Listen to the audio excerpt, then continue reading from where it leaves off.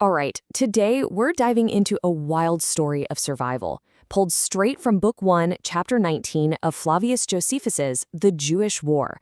It's all about how King Herod faced this perfect storm of political backstabbing, a crushing military defeat, and a natural disaster that almost wiped his entire kingdom off the map.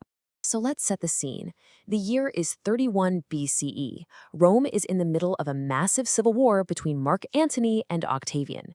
Now, King Herod of Judea, he's a key ally of Antony, but Antony is also famously involved with Queen Cleopatra of Egypt. And here's the thing you need to know about Cleopatra. She isn't interested in allies. She's interested in collecting kingdoms, especially the ones right next door, like Herod's.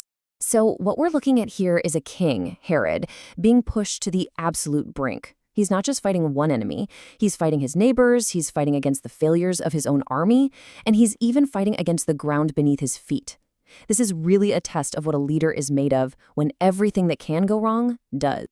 Okay, so things are heating up in Antony's war with Octavian, and Herod is getting his army ready to go help his ally. But Cleopatra sees an opportunity here. She cleverly pulls some strings with Antony to send Herod's army somewhere else entirely. You see, she has a totally different war in mind for him, one that has nothing to do with helping Antony and everything to do with her own ambition. Cleopatra's plan here, it's genius, in a totally ruthless way. She talks Antony into sending Herod to fight the Arabians. For her, this is a perfect win-win. If Herod wins the war, then Arabia is weakened, and maybe she can swoop in and grab it. If Herod loses the war, then Judea is vulnerable, and she can just take that. She gets two of her regional rivals to tear each other apart, and she just waits to pick up the pieces. Pretty slick. So Herod does as he's told and marches against the Arabians. And the campaign starts off great, with a fast, powerful victory for the Jewish army. But, as you can probably guess, that early confidence? It's about to become a much more dangerous enemy than the Arabian army ever was. And at first, yeah, everything is going swimmingly for Herod. His forces just dominate the battlefield. They absolutely crush the Arabian army. But this creates this huge and really dangerous sense of invincibility in his troops. They start thinking, oh, this is going to be a walk in the park. And this is where it all falls apart. High on their early win, the Jewish army completely ignores Herod's orders to be cautious and secure their position. Instead, they chase the retreating Arabians deep into enemy territory and run straight into a perfectly laid trap set by Athenio, who, by the way, is one of Cleopatra's own generals. The tables are turned in a flash. The hunters become the hunted, and Herod's victorious army is completely routed and slaughtered. So just when you think things can't possibly get any worse for Herod, they do. He's trying to pick up the pieces from this military disaster, and then something even bigger hits. And this time, it's not another army. This time, it's from the earth itself. Josephus calls it a providential calamity.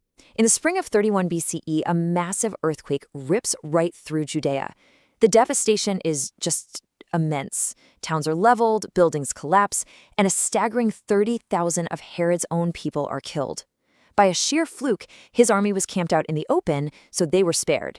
But his kingdom, it's in shambles, both physically and psychologically.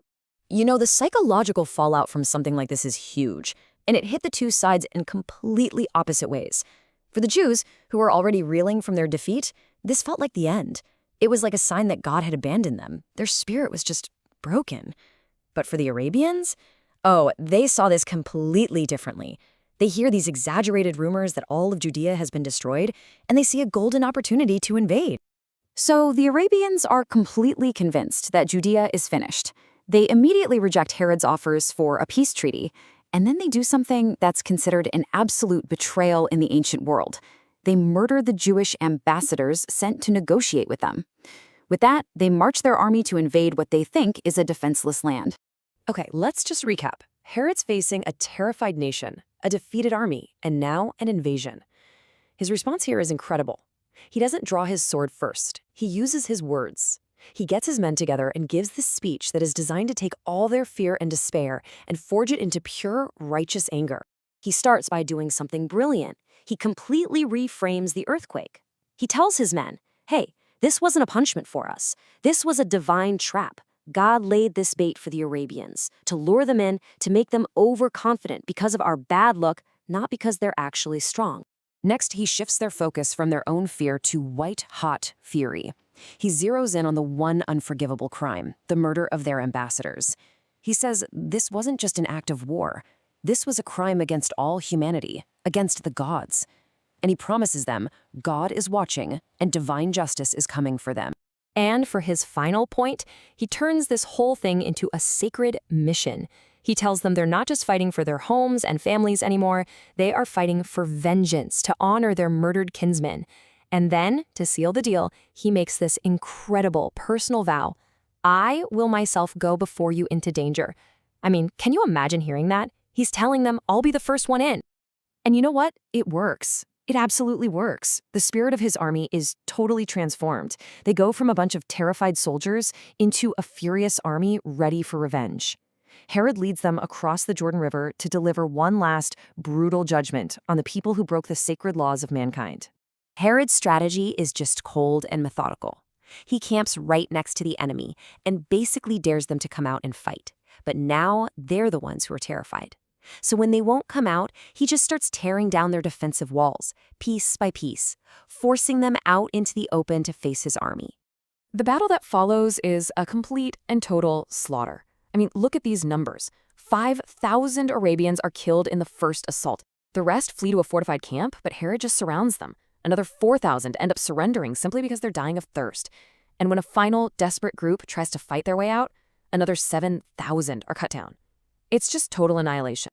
The victory is so absolute, it doesn't just end the war, it completely breaks the will of the entire Arabian nation.